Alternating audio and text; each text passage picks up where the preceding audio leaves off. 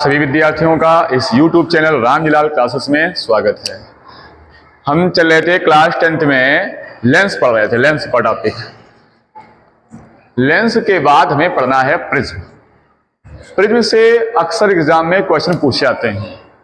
Prism में जो विचलन होता है वो कैसे होता है, जो अपवर्तन की घटना होती है वो कैसे होती है, और जो प्रिज्म में वर्ण विक्षेपण होता है, सबसे इंपॉर्टेंट घटना होती है वर्ण विक्षेपण की।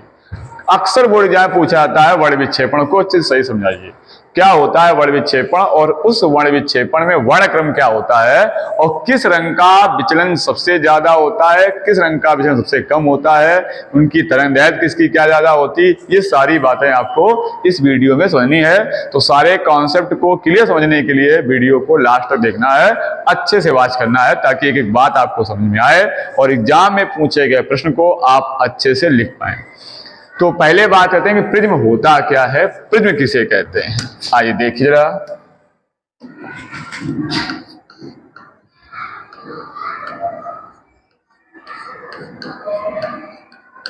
जो प्रिज्म हमारा है ये एक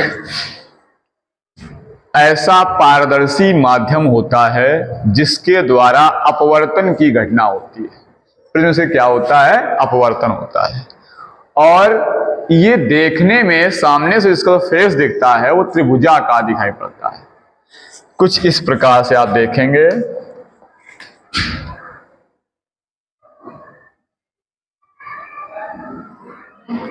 ऐसा त्रिभुजाकार फेस दिखाई पड़ता है इसका। और इस त्रिभुजाकार फेस में जो ये वाला होता है पृष्ठ, एक ये पृष्ठ और एक ये पृष्ठ, ये दो समतल पृष्ठ होते हैं। कैसे पृष्ठ होते हैं, समतल पृष्ठ होते हैं।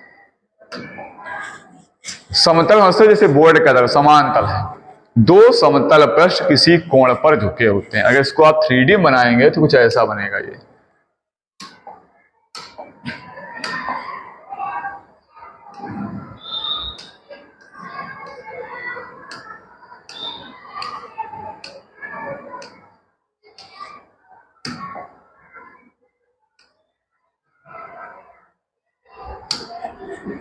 कुछ इस प्रकार से।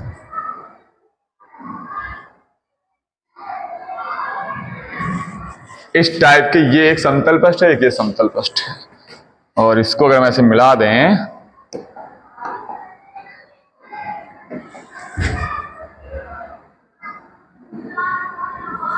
इस प्रकार दिखता है।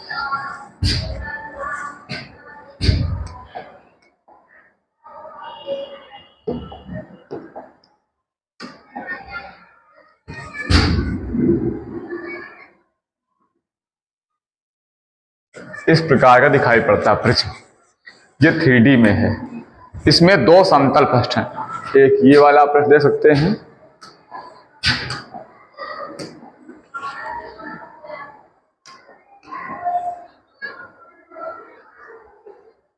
एक ये समतल पृष्ठ और एक इसका ये समतल पृष्ठ। ये दो समतल पृष्ठ होते हैं, ऐसे किसी कोण पर झुके होते हैं। ये जो देख रहे हो आप, ये जिस कोण पर झुके होते हैं इस कोण को हम प्रिज्म कोण या अपवर्तक कोण कहते हैं। इस कोण को हम क्या कहेंगे, प्रिज्म कोण या अपवर्तक कोण कहते हैं।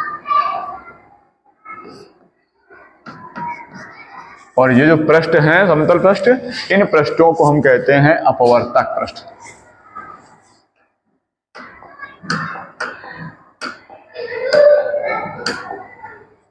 ये हो गया आपका अपवर्तक पृष्ठ। इनसे क्या होगा, अपवर्तन होगा। कैसे होगा अभी बताएंगे आपको। ये दोनों पृष्ठ जो हैं वो अपवर्तक पृष्ठ हैं। होते कैसे हैं, समतल होते हैं। इन पृष्ठों से अपवर्तन होता है। तो प्रिज्म कांच का एक ऐसा त्रिभुजाकार टुकड़ा है जिसके दो समतल पृष्ठ, इसके ये दो समतल पृष्ठ किसी कोण पर झुके होते हैं।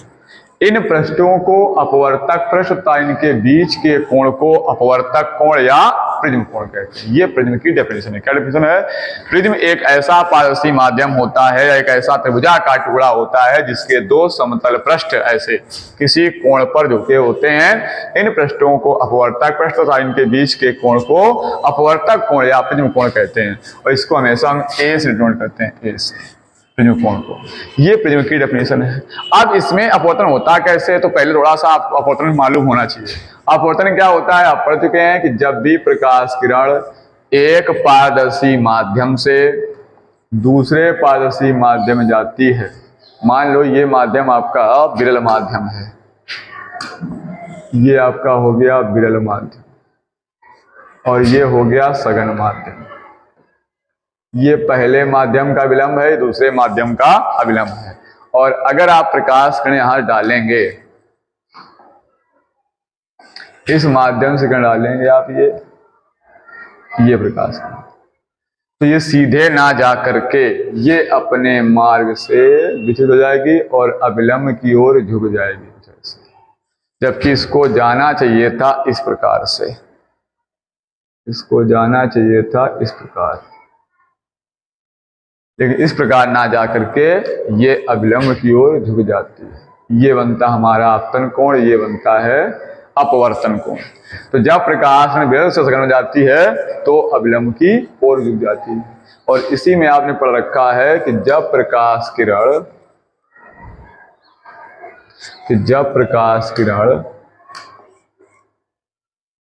सघन माध्यम में अगर है और वो विरल माध्यम में जाती है तो क्या होता है, तो ये अविलंब से दूर हट जाती है। कैसे हटे देखिएगा, ये किरण ऐसे आ रही थी इस प्रकार से, लेकिन ये कुछ ऐसे हो जाएगी,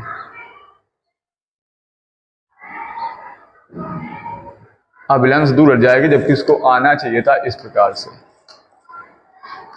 कुछ इस प्रकार से इसको आना चाहिए था, इस प्रकार से आ रही है, इस प्रकार ना आकर के ये अविलंब से उड़ जाते हैं। ये बन जाता है आपका आपतन कोण और ये बन जाता है अपवर्तन कोण। तो ये आप पढ़ चुके हैं पीछे प्रकाश का अपवर्तन की अगर विरल से सघन में जाती है, रेयर मीडियम से डेंसर मीडियम में जाएगी तो अविलंब की ओर झुक जाएगी, टूवर्ड्स द नॉर्मल हो जाएगी। और अगर सघन माध्यम में है, विरल माध्यम में जाएगी तो अविलंब से दूर हट जाती है ना, अवे फ्रॉम नॉर्मल हो जाती है। अब इसी का उपयोग करना यहां पर है, लोग कैसे समझेंगे।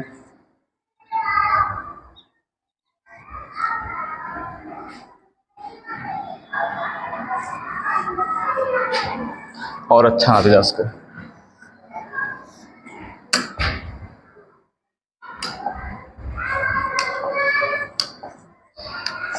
देखिए अब फिर समझाते हैं जरा इसको विचलन कैसे पता बताया।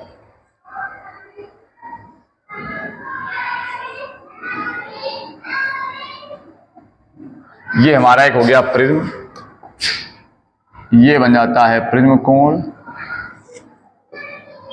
ABC। अब अगर इस प्रिज्म पर हम कोई प्रकाश किरण आपतित कर दें, मान लीजिए हमने ये प्रकाश किरण आपतित की इस पे,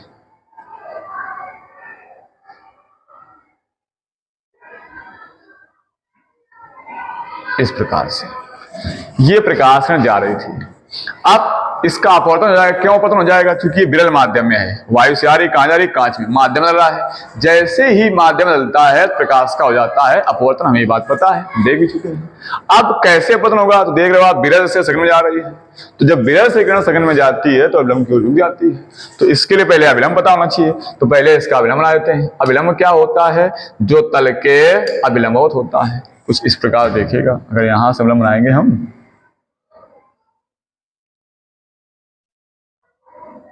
इस तल का ये अविलंब बनेगा अविलंब। अब प्रकाश किरण सीधे ना जा करके,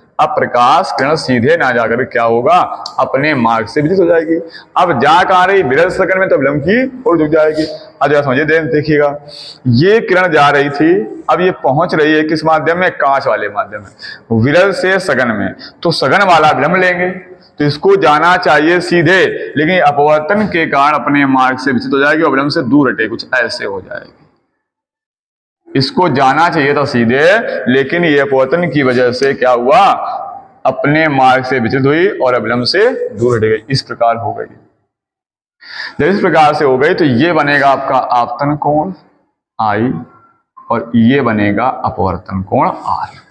अब ये किरण यहाँ रुक तो जाएगी नहीं, अब आगे बढ़ेगी, आगे निकलेगी जाकर के। तो जब आगे निकलेगी, अभी किरण कहाँ है, कांच में है, और जब बाहर निकलेगी तो कहाँ जाएगी, वायु में, यानी फिर माध्यम बदल जाएगा। अब वो सघन से विरल में जाएगी तो क्या होगा, तो अविलंब से दूर हट जाएगी। तो इस पृष्ठ का लंब खींचेंगे। लंब कैसे होता है, तल के अभिलंबवत होता है ये लंब। तो यहां लंब डाल देंगे। तो जब यहां लंब डालने आएंगे तो इसका लंब क्या बढ़ जाएगा, कुछ इस प्रकार देखिएगा।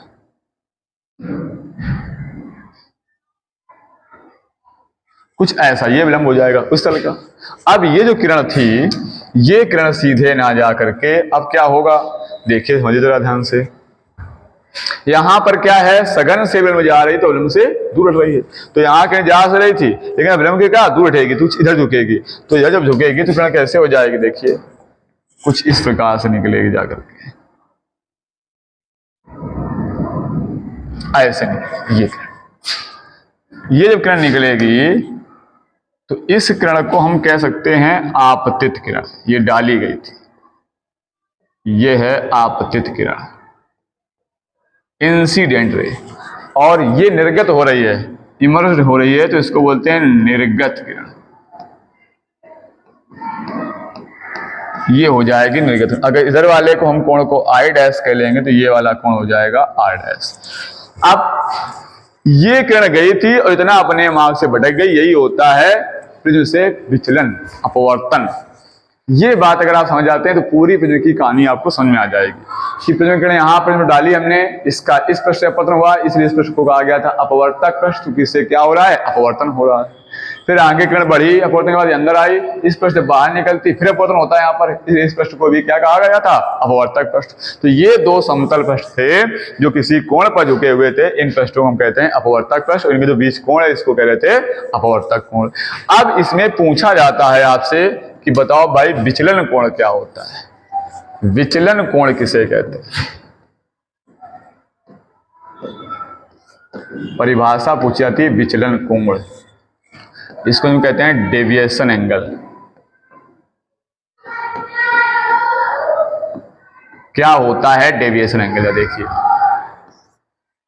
कितना ही डेविएट हुई है, जो हमने कण डाली है ये कण और वो निकल रही है कण, तो ये कितना विचलित हुई है। देखो इसका रास्ता ये था, जाने का मार्ग ये है इस कण का, और निकल रही इस मार्ग से। तो दोनों को देखा जाएगा, इसको थोड़ा सा आगे लाए, इसको पीछे लाए, देखो ये बन रही है, ये यहाँ पे मिल रहा है, ये जो कोण बन रहा है यही कोण क्या है, विचलन। इससे ये बात व्यक्त हो रही है कि प्रकाश किरण कितना अपने रास्ते से विचलित हुई है, कितना कोण बनाते हुए भटक गई है। तो ये कैसे मालूम होगा, जब इस वाली किरण को आप आगे ले जाओगे, किस किरण को, आपतित किरण को। ये कौन सी किरण है, आपतित किरण है, और ये कौन सी, निर्गत किरण है। अगर इस किरण को आप आगे ले जाएंगे, इसमें पीछे लाएंगे, तो जिस बिंदु पर मिलती हैं इस बिंदु पर बने कोण को हम विचलन कोण कहते हैं। तो यहां पर विचलन कोण को बनाने के लिए इस पॉइंट को हमने मान लिया PQ हो गया, ये मान लिया RS हो गया। अब इस किरण को हम आगे बढ़ाते हैं, इस आपतित किरण PQ को आगे बढ़ाएंगे इस प्रकार से, और जो निर्गत किरण RS है इसको पीछे बढ़ाएंगे इस पॉइंट तक। अब ये जिस बिंदु मिली हैं, इस बिंदु पर देखिए एक कोण बन रहा है, यही कोण कहलाता है विचलन कोण। इतना ये किरण अपने मार्ग से विचलित हुई है, इसको हम डेल्टा से संकेत कर देते हैं। डेल्टा है, इसको डेवर भी पढ़ सकते हैं, वैसे जनरली इसको डेल्टा बोलते हैं। परिभाषा क्या बनेगी, इसकी डेफिनेशन किसकी, विचलन कोण की। आज देखा जब प्रिज्म पर आपतित किरण जो थी उसको आगे बढ़ाया, तो जो निर्गत किरण थी उसको पीछे लाया, और वो जिस बिंदु पर मिल गई उस बिंदु पर बने कोण को विचलन कोण कह दिया। तो आप लिखेंगे प्रिज्म पर आपतित किरण PQ को आगे बढ़ाने तथा निर्गत किरण RS को पीछे बढ़ाने पर जिस बिंदु पर मिलती हैं इस बिंदु पर उस बिंदु पर बने कोण को विचलन कोण कहते हैं, और इसको संकेत क्या करते हैं, डेल्टा से, इसे डेल्टा से संकेत करते हैं। ये आपके विचलन कोण की डेफिनेशन बन जाएगी। अब ये विचलन कोण जो होता है ये डिपेंड करता है इस आपतन कोण पर। आपतन कोण के चेंज होने से विचलन कोण चेंज होता जाएगा, और एक कंडीशन ऐसी आ जाएगी जब विचलन कोण का मान सबसे न्यूनतम हो जाएगा, कम से कम हो जाएगा। उस न्यूनतम वाले विचलन कोण को एक अलग से नाम दिया गया है अल्पतम विचलन कोण। अल्पतम विचलन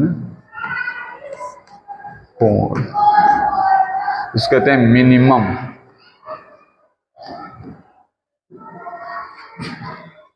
डेविएशन एंगल।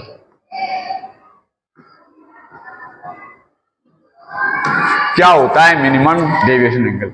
ये आपतन कोण पर डिपेंड करता है। जैसे जैसे आप आपतन कोण का मान बढ़ाते जाएंगे, विचलन कोण घटता जाएगा और एक कंडीशन ऐसी आएगी जब विचलन कोण सबसे न्यूनतम हो जाएगा। उसके बाद अगर आप आपतन कोण बढ़ाते हैं तो विचलन कोण फिर बढ़ने लगता है। तो उस जिस समय विचलन कोण सबसे न्यूनतम हो जाएगा, एक ऐसा आपतन कोण आएगा, उस आपतन कोण पर विचलन कोण का मान सबसे न्यूनतम हो जाएगा। उस न्यूनतम विचलन कोण को हम कहते हैं अल्पतम विचलन कोण।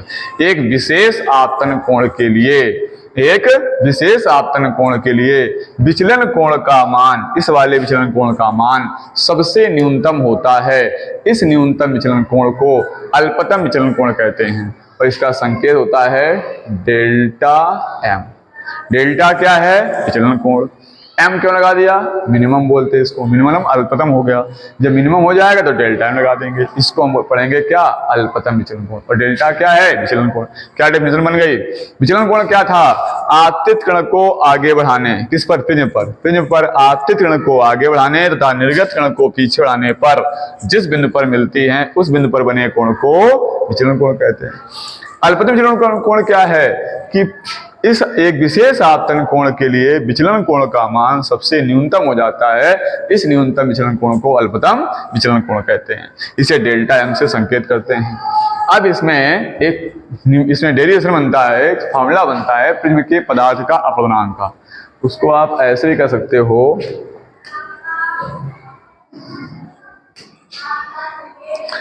ये बनता है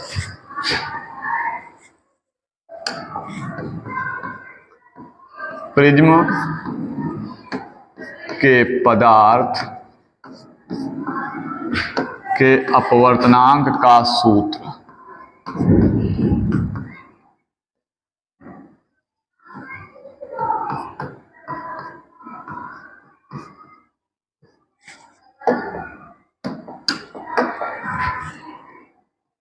अपवर्तनांक का सूत्र, या इसको ऐसे कहते हैं प्रिज्म के अपवर्तनांक का सूत्र प्रिज्म कोण और अल्पतम विचलन कोण के पदों में सिद्ध कीजिए। ये इंटर लेवल में इसको प्रूव किया जाता है और हाई स्कूल लेवल में केवल फॉर्मूला लिखा जाता है। इंटर लेवल में इसको प्रूव किया जाता है। फॉर्मूला क्या इसका है? तो आप 10th लेवल का वीडियो देख रहे हैं, इसलिए इसको हम फॉर्मूला लिख रहे हैं। जब इंटर लेवल में आएंगे तो इस फॉर्मूले को प्रूव कराएंगे। क्या है फॉर्मूला? फॉर्मूला है n बराबर sine a plus delta m by 2 upon sine a by 2। ये है प्रिज्म के पदार्थ के अपवर्तनांक का सूत्र, या आप कह सकते हो प्रिज्म का अपवर्तनांक अल्पतम विचलन कोण और प्रिज्म कोण के पदों में। इसमें कुछ नया नहीं हुआ है। जो आप स्नेल का नियम पढ़ते हैं, स्नेल के नियम आपने पढ़ रखा होगा, n बराबर sine i upon sine r. ये स्नेल के नियम में पढ़ा था अपवर्तन में कि आपतन कोण की ज्या और अपवर्तन कोण की ज्या का जो अनुपात था वो एक नियतांक था। यहाँ पर जो आई आप देख रहे हैं तो उस आई का मान ही निकल के आता है, जिसको प्रूव किया जाता है। तो आई का मान आता है a plus delta m by 2 और जो r आप अपवर्तन कोण देख रहे थे, इस r का मान निकल के आता है a बाई 2। और जब ये मान यहाँ रख दिए जाते हैं तो n बराबर बन जाता है वही साइन आई का मान देते हैं a plus delta m by 2 और बटे साइन r की जगह देते हैं a बाई 2। तो ये फॉर्मूला बन के तैयार हो जाता है। केवल I और R के यहाँ पर मान इस तरह से निकाले जाते हैं। तो यहाँ n क्या है? n है प्रिज्म के पदार्थ का अपवर्तनांक। जिस पदार्थ से प्रिज्म बना हुआ है उस पदार्थ का अपवर्तनांक है n। a क्या है? a आपको पता है प्रिज्म कोण है, अपवर्तक कोण कह सकते हो इसको। ये है आपका प्रिज्म कोण, या इसी को आप कह सकते हो अपवर्तक कोण।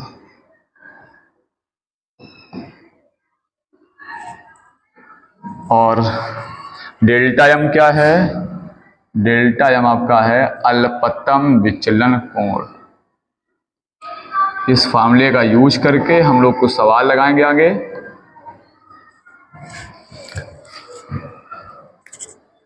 पहले पढ़ेंगे बड़े विक्षेपण, फिर इसका सवाल बताएंगे बाद में।